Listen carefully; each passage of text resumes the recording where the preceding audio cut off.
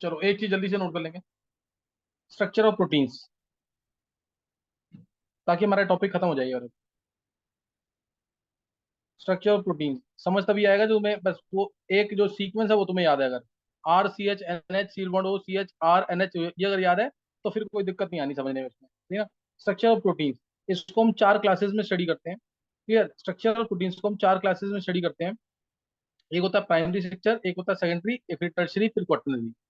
Primary, secondary, tertiary, quaternary. तो structure एक ही है, उसको चार डिफरेंट तरीके से चार क्लासेस में स्टडी करेंगे। जैसे प्राइमरी स्ट्रक्चर है, वो सबसे सिंपल स्ट्रक्चर है, लीनियर स्ट्रक्चर ऐसे ये प्राइमरी स्ट्रक्चर है, ये सबसे सिंपल स्ट्रक्चर है। जो मैंने बताया ना तुम्हें, RCH NH seal bond OCH RNH seal bond OCH RNH, ये प्राइमरी स्ट्रक्चर है। क्लियर है कि नहीं? ये क्या है? प्राइमरी स्ट्रक्चर, ये प्राइमरी स्ट्रक्चर है। सेकेंडरी स्ट्रक्चर क्या है? इसकी फर्दर फोल्डिंग कर दो, ये ऐसे, ये सेकेंडरी स्ट्रक्चर है, जिसमें हाइड्रोजन बॉन्डिंग हो जाती है। हाइड्रोजन बॉन्डिंग से जो स्ट्रक्चर बनेगा, जो कोवेलेंट बॉन्ड जिसके अंदर है, वो प्राइमरी स्ट्रक्चर। जिसमें हाइड्रोजन बॉन्डिंग हो जाएगी, थोड़ी फोल्डिंग हो जाएगी, स्पाइरल शेप आ जाएगी, हेलिकल शेप आ जाएगी, वो सेकेंडरी स्ट्रक्चर। और इसकी फर्दर फोल्डिंग कर दें इस तरीके से, तो ये हो जाएगा टर्शियरी स्ट्रक्चर। ये क्या हो जाएगा? Tertiary structure. और अगर इसके अंदर मैं सब यूनिट्स भी दे दूं, अगर मैं इसके अंदर सब यूनिट्स भी दे दूं इस तरीके से, ये, और इसमें सब यूनिट्स दे दी, तो ये हो जाएगा क्वाटरनरी स्ट्रक्चर। क्लियर होगी बात? नहीं है? चार डिफरेंट क्लासेस में स्ट्रक्चर को स्टडी करते हैं, primary, secondary, tertiary, quaternary. Clear है कि नहीं? ये नोट कर लेंगे एक बार।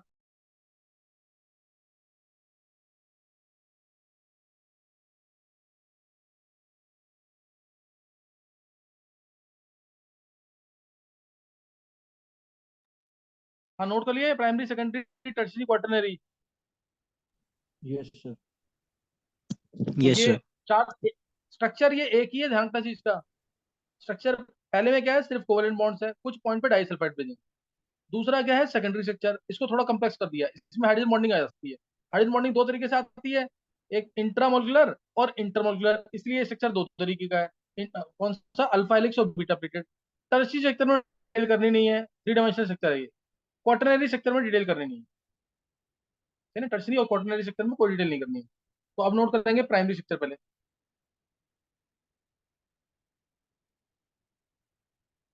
प्राइमरी स्ट्रक्चर, ऑब्जेक्टिव में क्वेश्चन आया हुआ है, सबसे पहला प्राइमरी स्ट्रक्चर किसका डिफाइन किया गया था? तो वो है इंसुलिन का। सही ना, इंसुलिन का सबसे पहले प्राइमरी स्ट्रक्चर बनाया गया था। इंसुलिन का सबसे पहले प्राइमरी स्ट्रक्चर बनाया गया था 1962 में, फ्रेडरिक सेंगर ने बनाया था। फ्रेडरिक सेंगर ने दिया था, सही ना, जिसको जिसकी वजह से उसको नोबेल प्राइज भी मिला था। फ्रेडरिक सेंगर ने इंसुलिन का प्राइमरी स्ट्रक्चर सबसे पहले डिफाइन किया था, और पहला प्राइमरी स्ट्रक्चर इंसुलिन का ही दिया गया था, तो ये पता होना चाहिए। अब तो आगे डेफिनेशन है।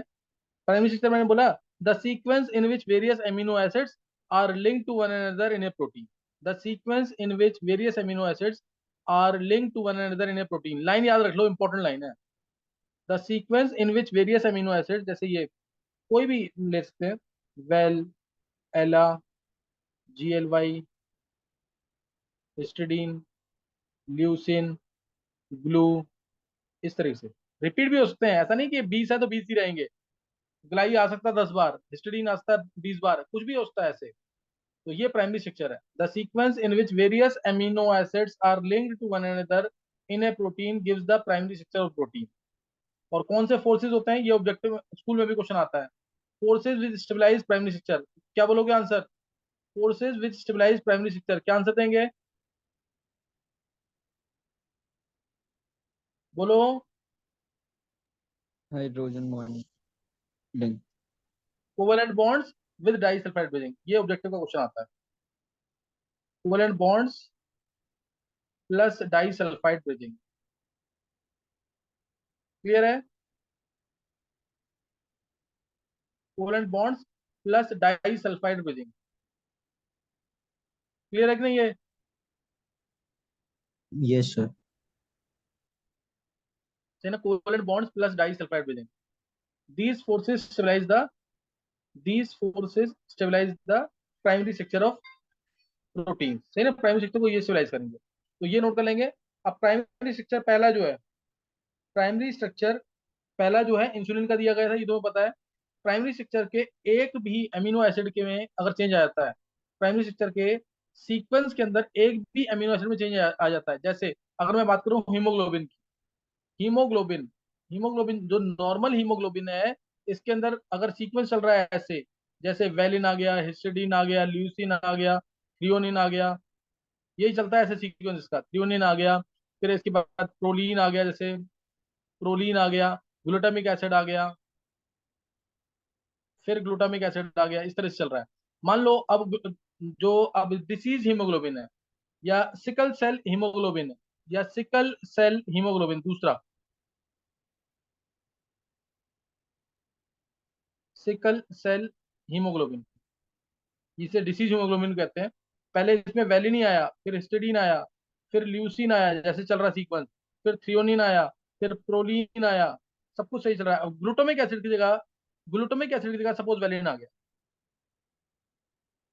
एक भी सीक्वेंस में चेंज आ गया तो हीमोग्लोबिन अपना फंक्शन शायद प्रॉपरली ना करे। अब इस केस में अगर ग्लूटामिक एसिड की जगह वेलिन आता है, तो ये बन जाता है sickle cell haemoglobin, sickle cell anaemia, इसको इससे डिसीज भी आती है, सिकल सेल इनीमिया, इससे डिसीज भी आती है। ये हो गया sickle cell haemoglobin, clear, sickle cell haemoglobin बन जाएगा ये। और अब ये अपना फंक्शन प्रॉपरली नहीं करेगा हीमोग्लोबिन। तो प्राइमरी स्ट्रक्चर में अगर एक भी अमीनो एसिड के अंदर चेंज आ जाता है, then it may lead to disease haemoglobin, किसी भी प्रोटीन के सीक्वेंस में। क्या ये क्लियर क्लियर होगी बात की नहीं?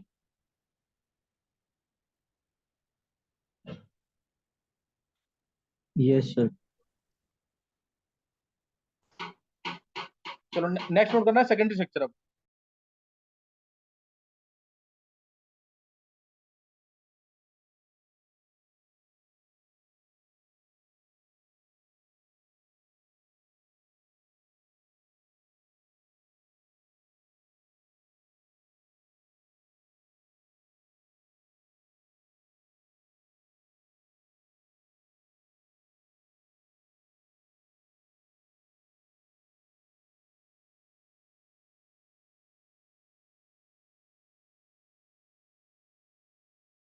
चलो नोट करना सेकेंडरी स्ट्रक्चर।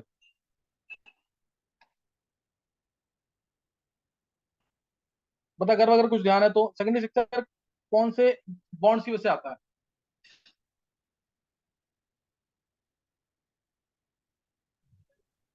सेकेंडरी स्ट्रक्चर कौन से बॉन्ड्स की वजह से आया था? Hydrogen bond. बहुत अच्छे हिमांक। सेकेंडरी स्ट्रक्चर आया था हाइड्रोजन बॉन्डिंग से। इसमें क्या आएगा? The structure which polypeptide, the structure और the conformation which the polypeptide chains assume as a result of hydrogen bonding gives the secondary structure, clear, the structure or the conformation which the polypeptide chains assume due to hydrogen bonding gives secondary structure।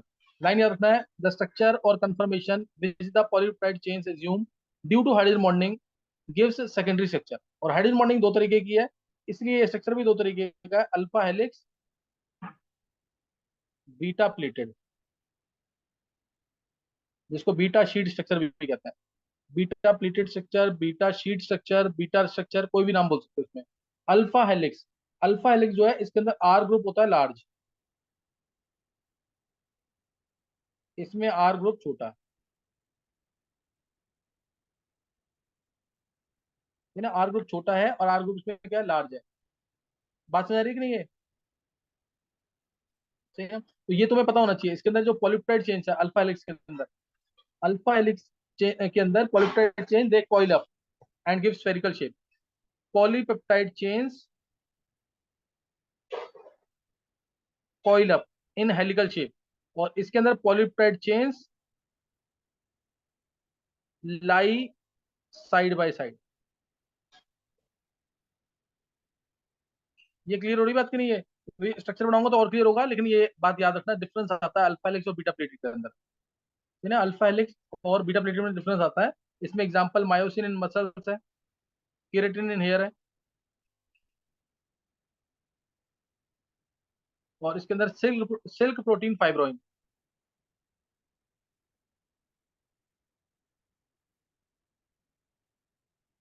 Silk protein fibroin इसके अंदर आएगा। इसके अंदर most important alpha helix में होती है intra molecular hydrogen bonding,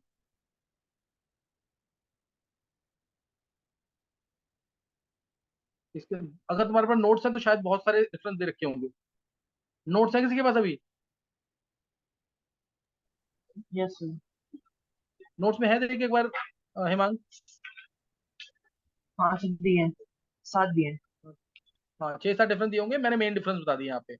इसके अंदर आर ग्रुप बड़ा है, इसके अंदर आर ग्रुप छोटा है। Polypeptide chain they coil up in the helical shape, इसमें polypeptide chain lie side by side, myosin in muscles, silk protein fibroin, इसमें इंटरमॉलिक्यूलर बॉन्डिंग, इसमें इंटरमॉलिक्यूलर, इसमें इंटरमॉलिक्यूलर। ये डिफरेंसेस बता दिए मैंने। अब इसी को मैं, इन्हीं डिफरेंसेस को जब मैं एक्सप्लेन करूंगा, स्ट्रक्चर एक्सप्लेन करूंगा, तो उससे और क्लियर होगा।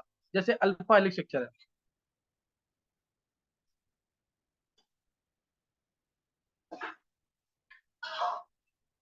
सेकेंडरी सेक्टर में alpha helix sector, if the size of R group is quite large. Clear? एक मिनट रुकेंगे।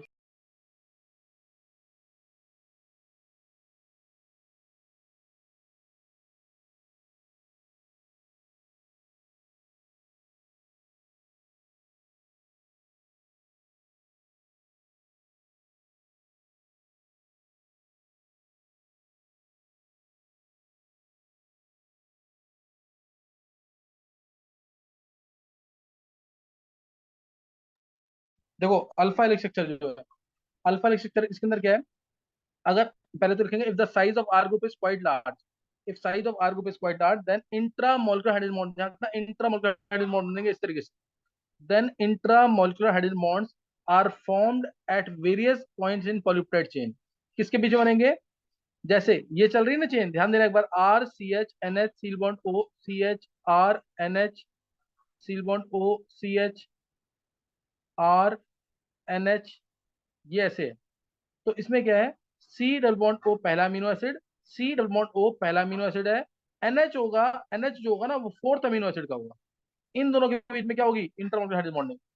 अगर इन दोनों में इंटरमॉलिक्यूलर हाइड्रोजन बॉन्डिंग होगी तो क्या स्फेरिकल, क्या स्पाइरल शेप आएगी कि नहीं? क्या स्पाइरल स्पाइरल शेप आएगी कि नहीं?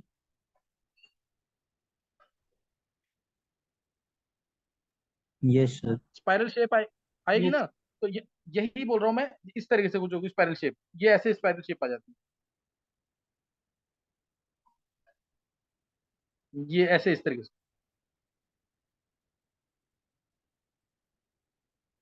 ये इस तरह से लेगी स्पाइरल शेप।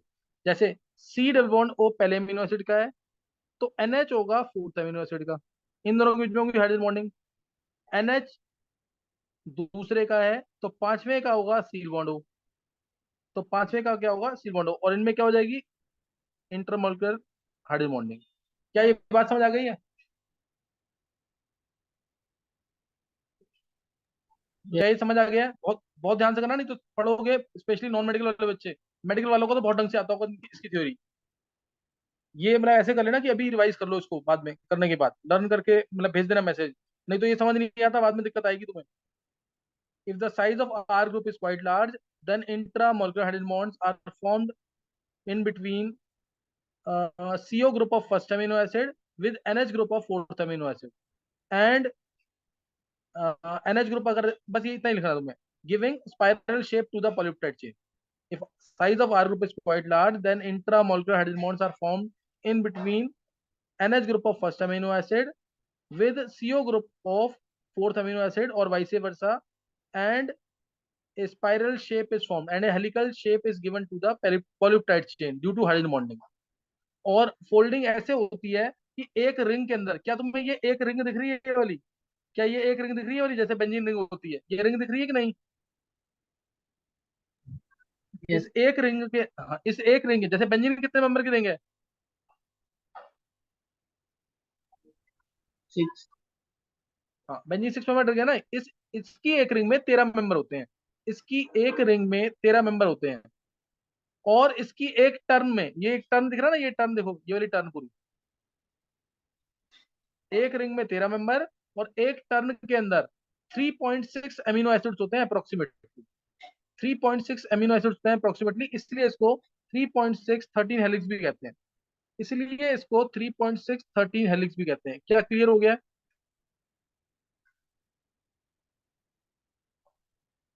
क्या ये क्लियर हो गया है? इसको 3.6 13 हेलिक्स भी कहते हैं।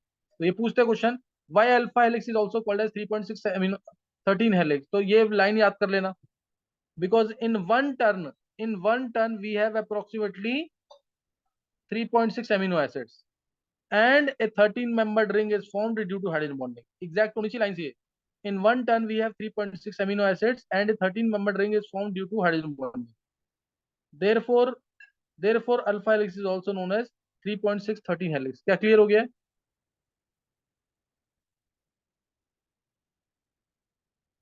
अल्फा हेलिक्स स्ट्रक्चर क्लियर हो गया कि नहीं? अब दूसरा पढ़ेंगे, इसको अभी बोल लेना मन में, नहीं तो ये भूल जाओगे सब, ये सारा थोड़ा सा इंपॉर्टेंट है ये, अभी इजी लग रहा होगा शायद, बाद में टफ लगेगा अगर तुमने रिवाइज नहीं किया तो। नेक्स्ट है beta pleated structure, beta sheet structure.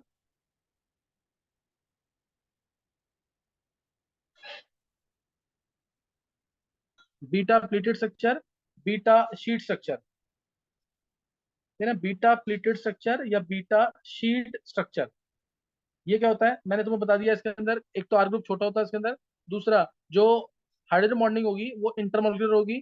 जैसे ये एक चेन चल रही है, ध्यान देंगे, ये एक चेन चल रही है R C H N H C double bond O C H R N H C double bond O C H R N H, ये एक चल रही है चेन, क्लियर, ये एक चेन चल रही है, ऊपर है सी टर्मिनल, ऊपर दिखाया मैंने ये सी टर्मिनल, नीचे दिखाया एन टर्मिनल, ये भी लाइन याद रखना, ऊपर सी टर्मिनल है नीचे एन टर्मिनल, ऊपर है सी टर्मिनल नीचे है एन टर्मिनल।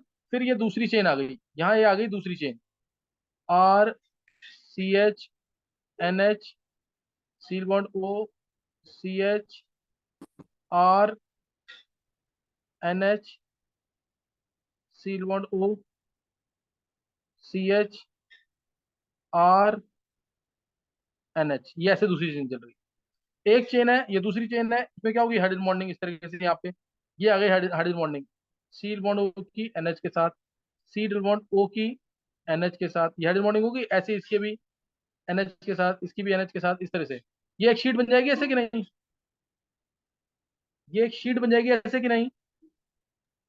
Yes.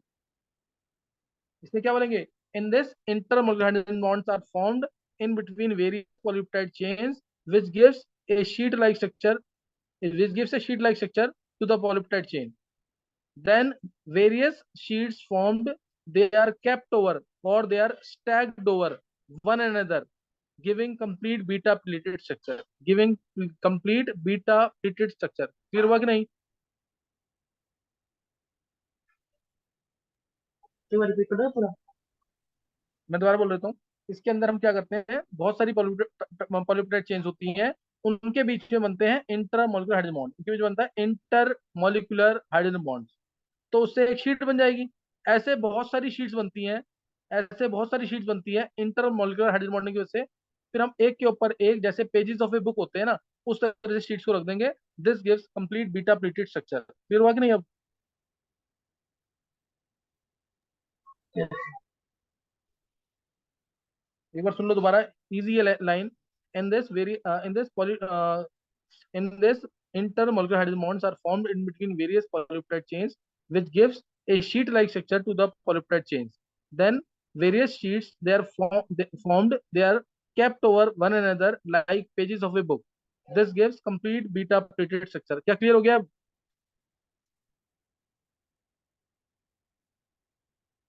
Yes. हाँ तो भैया ध्यान था, अब तुमने ये देख लिया यहाँ पे सी टर्मिनल ये रहा, ये भी सी टर्मिनल, यहाँ एन टर्मिनल, यहाँ पे भी एन टर्मिनल, तो ये पैरेलल पॉलीपेप्टाइड चेन्स है कि एंटी पैरेलल है? ये पैरेलल है कि एंटी पैरेलल है? Parallel. पैरेलल। हाँ ये पैरेलल है, ध्यान था, ये पैरेलल पॉलीपेप्टाइड चेन्स है, ये क्या है, पैरेलल पॉलीपेप्टाइड चेन, इससे बोलते हैं parallel beta pleated structure, parallel beta pleated structure, जिसमें क्या बोलेंगे, in this various various polypeptide chains they run hand in hand with each other, in which C terminals are aligned head to head and N terminals are aligned tail to tail। क्या clear हुई बात की नहीं? Polypeptide chains, all the, एक simple word में, in this all the polypeptide chains run in the same direction, in this all the polypeptide chains run in the same direction, N terminals are aligned tail to tail, C terminals are aligned head to head और vice versa। Clear हो गया कि नहीं ये parallel beta pleated structure? Yes और इसकी भी example same है भाई, इसकी भी एग्जांपल सेम है क्या? केराटिन इन हेयर, मायोसिन इन मसल। और anti parallel beta pleated structure, इसका क्या होगा? एंटी पैरेलल में क्या होगा? इस चेन को उल्टा कर दो, ये ऊपर आ जाए, ये नीचे आ जाए। क्लियर होगी बात कि नहीं? बना के दिखाना कि समझ आ गया है? आ गया सर समझ। सही ना? In this in this all the polypeptide chains, they run all in the alternate direction. All C terminals are aligned head to tail, है ना? और vice versa. All the polypeptide chains run in the opposite direction or alternate direction. Opposite direction or alternate direction. इसका example silk protein fibroin. इसका example silk protein fibroin. ये clear हो गया? Beta pleated structure clear हो गया सबको? Parallel, anti parallel और beta pleated structure clear हो गया कि नहीं? यस सर फिर है टर्शरी स्ट्रक्चर, इसमें नहीं करना कुछ भी। इसमें बोर्ड में टर्शरी स्ट्रक्चर है ना, जो ग्लोबुलर प्रोटीन का स्ट्रक्चर आया था ना, वही टर्शरी स्ट्रक्चर है। जो ग्लोबुलर प्रोटीन का स्ट्रक्चर पड़ा ना, वही टर्शरी स्ट्रक्चर है। इसमें फर्दर फोल्डिंग हो जाएगी सेकेंडरी स्ट्रक्चर की, अभी बताया मैंने पीछे। इसमें फर्दर फोल्डिंग हो जाएगी इस तरीके से सेकेंडरी स्ट्रक्चर की, वो है टर्शरी स्ट्रक्चर। इसमें क्वेश्चन आना है कौन से फोर्सेज हैं जो टर्शरी स्ट्रक्चर ऑफ प्रोटीन्स को स्टेबलाइज करते हैं, जो टर्शरी स्ट्रक्चर ऑफ प्रोटीन्स को स्टेबलाइज करते हैं। तो उसके लिए एक कर देना, जैसे आर आर के बीच में फोर्सेज, आर आर के बीच में फोर्सेज, वेंडर वॉल फोर्सेज पहला। दूसरा लिख देना डाई सल्फाइड ब्रिजिंग। दूसरा फोर्स जो है डाई सल्फाइड, ग्लोबुलर प्रोटीन में भी यही फोर्सेज है और टर्शियरी स्ट्रक्चर ऑफ प्रोटीन में भी यही फोर्सेज है, डाई सल्फाइड ब्रिजिंग। तीसरा हाइड्रोजन बॉन्डिंग, सील बॉन्ड हुआ है, एनएच है, हाइड्रोजन बॉन्डिंग। और चौथा डाइपोलर इंटरेक्शन, जैसे CO नेगेटिव है, NH3+ है, डाइपोलर इंटरेक्शन। ये चार फोर्सेज याद कर लेना, 2 मार्क्स में क्वेश्चन आया हुआ बोर्ड में। Forces which stabilise tertiary structure of proteins और ग्लोबुलर प्रोटीन। नोट कर लिए चारों? Forces which stabilise tertiary structure of proteins और globular proteins.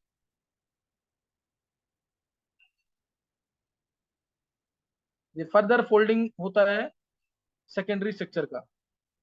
Main forces which stabilise tertiary structure of proteins. Clear हो गया कि नहीं? Yes sir quaternary structure, quaternary structure देखो, क्वाटरनरी स्ट्रक्चर में मैंने तो बताया कुछ प्रोटीन्स ऐसे होते हैं जिसके अंदर क्या होता है, सब यूनिट्स होती हैं। जिसके अंदर क्या होते हैं, कुछ प्रोटीन्स ऐसे हैं जिसके अंदर दो या दो से ज्यादा पॉलीपेप्टाइड चेंज होती है। Some of proteins they are they are composed of 2 or more polypeptide chains. They are composed of 2 or more polypeptide chains, सही ना? जिसे हम बोलते हैं subunits. Some proteins they consist of 2 or more polypeptide chains and they are called as subunits, सब units.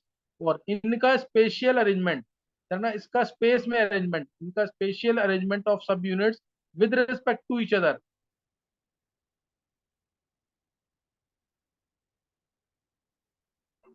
Special arrangement of spatial arrangement of subunits with respect to each other gives the quaternary structure. Clear हो गया कि नहीं? ये यही line पढ़नी है, 2 लाइनें मैंने बोली हैं। Some proteins are composed of 2 or more polypeptide chains which are known as subunits. The spatial arrangement of these subunits with respect to each other gives the quaternary structure of proteins. Clear हुआ कि नहीं? Yes last last इसका topic है denaturation, सबसे ज्यादा expected है paper में। Denaturation of proteins.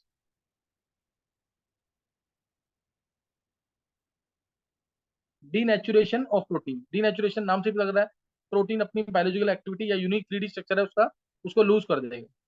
Denaturation of proteins, denaturation of proteins. देखो एक नेटिव प्रोटीन क्या होता है, ऑब्जेक्टिव में क्वेश्चन आ सकता है, what is native protein? A protein having unique 3D structure and specific biological activity is called as native protein. Protein having unique 3D structure, a protein having unique 3D structure and a specific biological activity is called as native protein.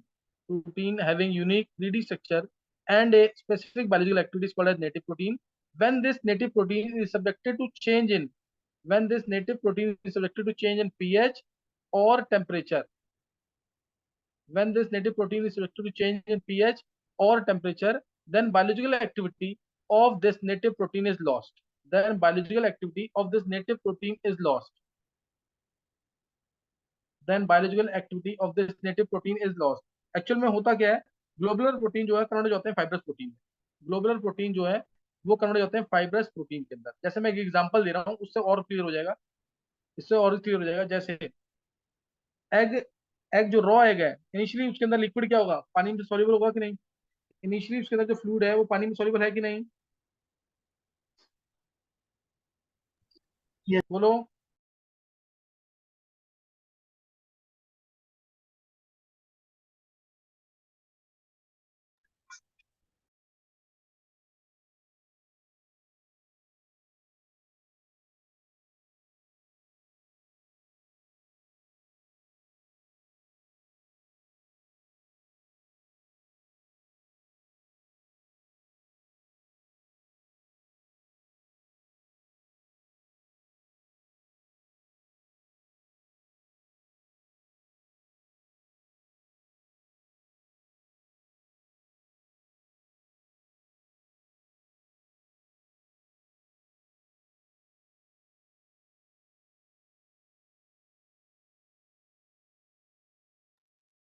हाँ ये समझ आ गया कि नहीं ये Himang? Yes, sir. मैंने क्या बोला इसके अंदर, जैसे एग रॉ एग है, इसको बॉईल करते हैं, पहले अंदर उसका लिक्विड पानी में सॉल्युबल है, फ्लूइड जो था पानी में सॉल्युबल है कि नहीं इनिशियली? Yes, sir. बॉईल किया, टेम्परेचर बढ़ा दिया, टेम्परेचर बढ़ाने से अब क्या वो सॉल्युबल होगा?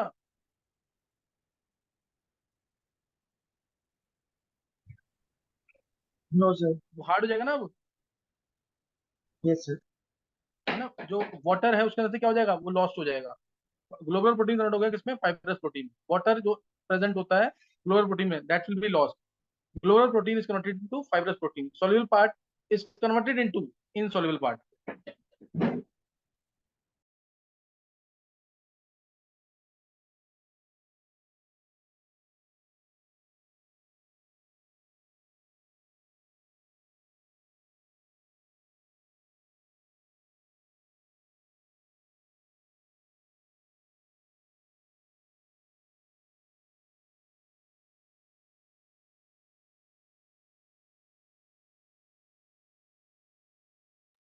हाँ क्लियर हो गया कि नहीं ये? दूसरा एग्जाम्पल, ये टेम्परेचर के बेसिस पे था, ये टेम्परेचर के बेसिस पे दूसरा एग्जांपल है किसके? जी।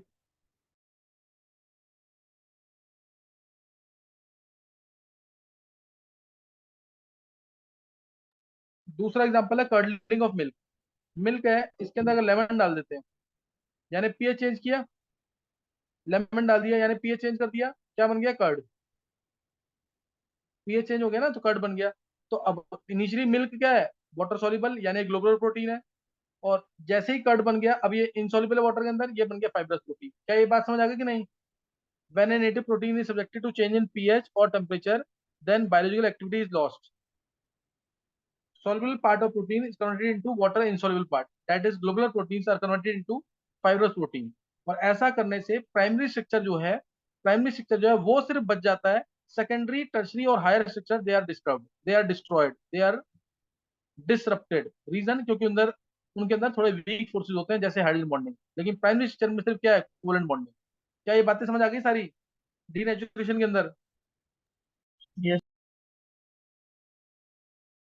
नोट्स में सारा लिखा हुआ है, ठीक है ना? कुछ केसेस में जो एंजाइमिक एक्टिविटीज हैं वो रीगेन हो जाती हैं, वो रीगेन हो जाती हैं अगर हम टेम्परेचर और पीएच को उसके इनिशियल कंडीशन में ले जाते हैं, कुछ एंजाइमिक एक्टिविटीज के केस में, अदरवाइज ऐसा नहीं है। This is called as renaturation, this is called as renaturation. एक बार दोबारा सुन लेंगे, a protein having a unique 3D structure and a specific biological activity is called as native protein. When this native protein is subjected to change in temperature or pH, then biological activity of the protein is lost.